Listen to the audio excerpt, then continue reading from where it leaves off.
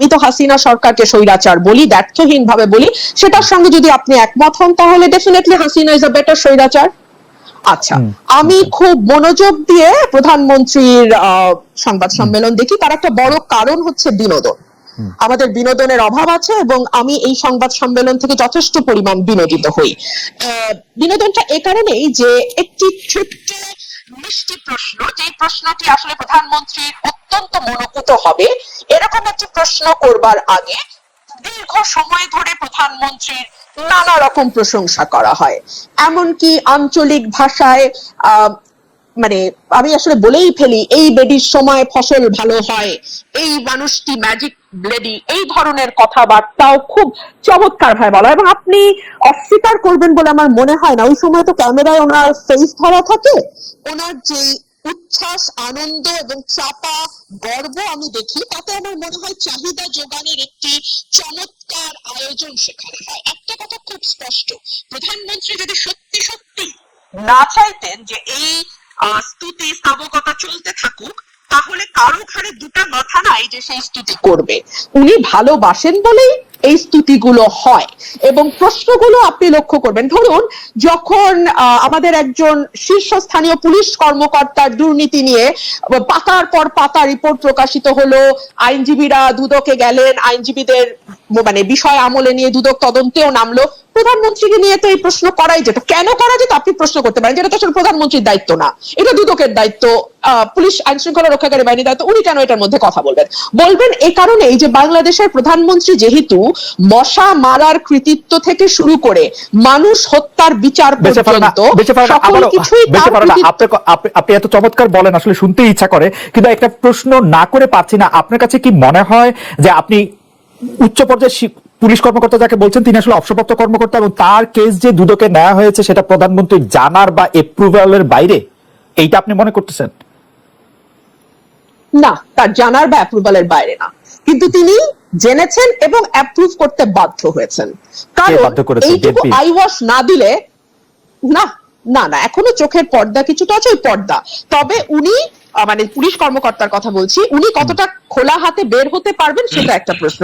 ধরুন বেসিক ব্যাংকের বাচ্চু শেখ আব্দুল হাই বাচ্চু, না নামের আগে শেখ ছিল না, আমি জানতাম না, ফরাসউদ্দিন সাহেব যেহেতু দুদিন আগে সেটা খোলাসা করেছেন, সেটা অবশ্য আপনাদের রিপোর্টারদের একটা ফোরামেই তিনি খোলাসা করেছেন, সেখানে তিনি স্পষ্ট করেছেন নামের আগে শেখ ছিল না, এখন শেখ যুক্ত হয়েছে। আচ্ছা, আব্দুল হাই বাচ্চুকে নিয়ে কিংবা আচ্ছা কোনো ব্যক্তি বাদ দেন, বাংলাদেশের মন্দরিনের পরিমাণ 4.5 লক্ষ কোটি টাকার উপরে, এটা আমরা বলছি না, অর্থনীতিবিদরা বলছেন।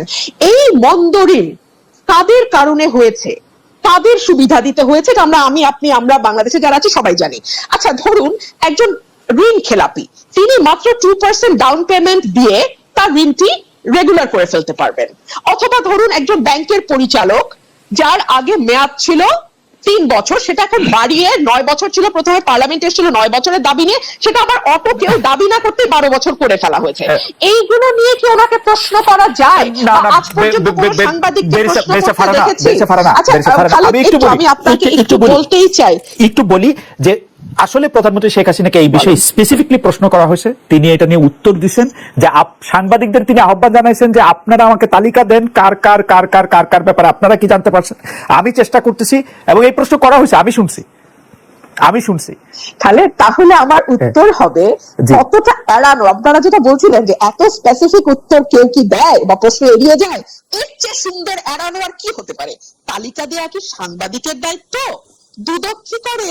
এসবি, ডিবি, এনএসএল, ডিজিএফআই, তারপরে আপনার কি বলে, সরি এনএসএল, ডিজিএফআই তো দায়িত্ব না, বাংলাদেশ ফাইন্যান্সিয়াল ইন্টেলিজেন্স ইউনিট তারা কি করে, বাংলাদেশ ব্যাংক কি করে, এটা দেখার দায়িত্ব কি সাংবাদিকের?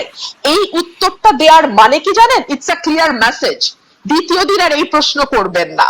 ঠিক যেমন সংসদে দাঁড়িয়ে আমি যখন বাংলাদেশের অর্থনীতির দুরবস্থা নিয়ে এবং টাকা পাচার নিয়ে কথা বলেছিলাম, তখন বাংলাদেশের সাবেক অর্থমন্ত্রী আহম মোস্তফা কামাল বলেছিল আপনারা কি করেন বিরোধী দল, আপনারা তালিকা দিতে পারেন না, বিরোধী দলের তালিকা দেওয়া কি বিরোধী দলের কাজ? তখন আমি বলতে বাধ্য হয়েছিলাম আপনার পাশে যেই ফরেন মিনিস্টার বসে আছে তার কাছে তালিকা আছে বলে তিনি স্বীকার করেছেন, অ্যাটলিস্ট কয়েকজনের নাম মানে কয়েকজনের তথ্য তিনি জানেন, অথচ তার কাছ থেকে তালিকা নিয়ে বিসমিল্লাহটা করেন। জি, ইন্টারেস্টিং পয়েন্ট। বিএনপির কথাই তিনি হয়তো বলেছেন যে তারা আসলে নির্বাচনে কেন আসবে, তাদের নির্বাচনে কে, মানে নির্বাচনে যদি তারা আসেন কে হবেন তাদের পরবর্তী নেতা, এটা তো একটা বিরাট কথা। এটা তো আগে ঠিক করে তারপরে নির্বাচনে আসতে হবে, তা নাইলে তো তারা যে কোনো ছুতো নাতে নির্বাচন বর্জন করবেনি। দেখলাম চ্যানেল 1 বন্ধ হয়ে যেতে দেখলাম, দিগন্ত টেলিভিশন বন্ধ হয়ে যেতে দেখলাম, আরো কিছু কিছু চ্যানেল আমার স্পষ্ট মনে পড়ছে না, রিসেন্টলি নেত্র নিউজ বাংলাদেশ থেকে দেখা যায় না। দেখুন কোন তথ্যটি সঠিক, কোন তথ্যটি ভুল, কোন তথ্যটি বিভ্রান্তিকর, কোন তথ্যটি সঠিক, এটা আসলে আপনি আইন করে বা মিডিয়া বন্ধ করে কখনো করা যায় বলে মনে হয় না। সম্ভবত এটি করবার সবচেয়ে ভালো উপায় হচ্ছে মানে ভুয়া তথ্য বা যেটাকে বলা হয় ফেক নিউজ, যেটা নিয়ে এখন খুব আলোচনা হয়, সরকারের মধ্যে প্রায় শুনি এই কথাটি, ভুয়া তথ্য, গুজব ছড়ানো ইত্যাদি ইত্যাদি। এইটার সব এখান থেকে বেঁচে যাওয়ার বা এখান থেকে বেরিয়ে আসার সবচেয়ে আমি বলবো যে গ্রহণযোগ্য মাধ্যম হচ্ছে মুক্ত গণমাধ্যম। আপনি গণমাধ্যমকে স্বাধীন করে দিন, আপনি তাকে লিখতে দিন, তাকে তথ্য প্রকাশ করতে দিন।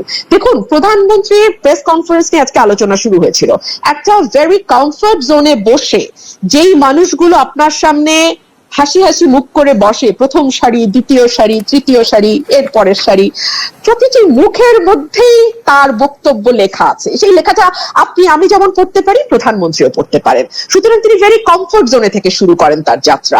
আচ্ছা ধরুন অর্থনীতি নিয়ে তো আলাপ হচ্ছিল, ফার্মার্স ব্যাংক আর বেসিক ব্যাংক, তাই না? এই ফার্মার্স ব্যাংক নিয়ে আমি কি বলছি সেটা তো একটা বিরোধী দলের কর্মী অনেক কথাই বলি, বাদ দেন। আমাদের সাবেক অর্থমন্ত্রী আবুল মাল আব্দুল মুহিত বলেছিলেন আজকে একটা ব্যাংকেই গিলে ফেলা হচ্ছে এবং এই ব্যাংকটা করাই হয়েছে লুটপাটের উদ্দেশ্যে, এই ফার্মার্স ব্যাংক। মহিউদ্দিন খান আলমগীর ঠিকই একটা চুলো ধরা পড়েনি, তো সেটা নিয়ে কি কোনোদিন ভুলেও কোনো সাংবাদিক প্রধানমন্ত্রীকে প্রশ্ন করা তো দূরেই থাক, কোন রকম কোনো আলোচনা আশপাশ দিয়ে কথা না কিচ্ছু হয়নি তো?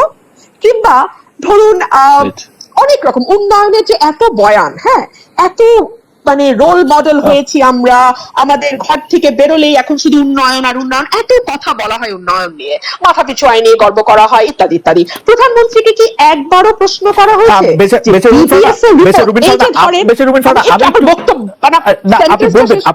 আপনি বলবেন সেন্টেন্সটাও শেষ করুন, আপনি বলবেন। আপনি সংসদ সদস্য ছিলেন, সংসদে আপনি 4 বছর থেকেছেন, আমি দায়িত্ব নিয়ে বলছি, আমি জেনে বলছি, আপনার বক্তব্য প্রধানমন্ত্রী শেখ হাসিনা উপভোগ করেছেন। আপনি তাকে তীক্ষ্ণ ভাষায় সমালোচনা করেছেন, প্রশ্ন করেছেন, আপনাকে যেন যথেষ্ট পরিমাণে সময় দেওয়া হয় সেই জন্য তিনি চিফ হুইপদের নিশ্চিত করেছেন যে আপনি যাতে যথেষ্ট পরিমাণে সময় পান, এই মেসেজ যেন স্পিকারের কাছে যায়। এই কারণ তিনি হচ্ছেন যে মানে ব্যাপারটা কিন্তু আপনার কথাও যে তিনি খুব মানে আপনি যেভাবে বলছিলেন যে খুব মুগ্ধ হয়ে খুব একটা ফেভারেবল পজিশনে বসে, ব্যাপারটা কিন্তু এরকম না। এবং আপনি যেই কথাগুলি বলছিলেন আমি শুধু মন্তব্যটি করে রাখি, সেই প্রশ্ন করা হয়েছে ফার্মার্স ব্যাংক নিয়ে, তাকে প্রশ্ন করা হয়েছে মহিউদ্দিন খান আলমগীরকে নিয়ে প্রশ্ন করা হয়েছে, এই প্রশ্নগুলি তাকে করা হয়েছে আসলে। তাহলে আপনি যদি আমার বাক্যটি শেষ করতে দেন তাহলে যে সুবিধাটা হয় সেটা হচ্ছে আমার মনে থাকে না। ধরেন আমি ভুলে গেছি, দীর্ঘ আলাপ করেছেন তো আমি আমার কি বাক্য বলতে গেছিলাম ভুলে গেছি, আপনি এই মুশকিলটা হয়। যদি বাক্যটুকু শেষ করতে পারলে তখন একটু সুবিধা হয়। আচ্ছা আমি ছোট বাক্য ব্যবহার করলে সুবিধা হয়, বড় বাক্যে বয়ান, হ্যাঁ উন্নয়নের বয়ান, জি উন্নয়নের বয়ান করব বলেন, আমার বাক্য একটু লম্বা বাক্য, হ্যাঁ ছোট করে বললে আমার একটু ইন্টারাপ্ট করতে সুবিধা হয়, মানে বুঝতেই পারেন ফারহানা আমি আসলে বেতনই পাই এর জন্য। আপনি কেন জানি আমার কথাতে ইন্টারাপ্ট করতে খুব ভালো লাগে। না কারণ হচ্ছে এর একটা কারণ হতে পারে যে লাইন বাইরে যে আমি ইন্টারাপ্ট করতেছি এটা আপনি শুনতে পাচ্ছেন না, এটাও হতে পারে, মানে এটা টেকনিক্যাল একটা ফল্ট আমাদের। খুব ভালো শুনতে পাচ্ছি। Okay please continue, please continue করুন। উনাকে আপনি কোনো প্রশ্ন করেননি, পরের দফায় 2 দফা কোনো কোশ্চেন করেননি, প্লিজ এটা আবার দেখেন আবার একটু আপনি।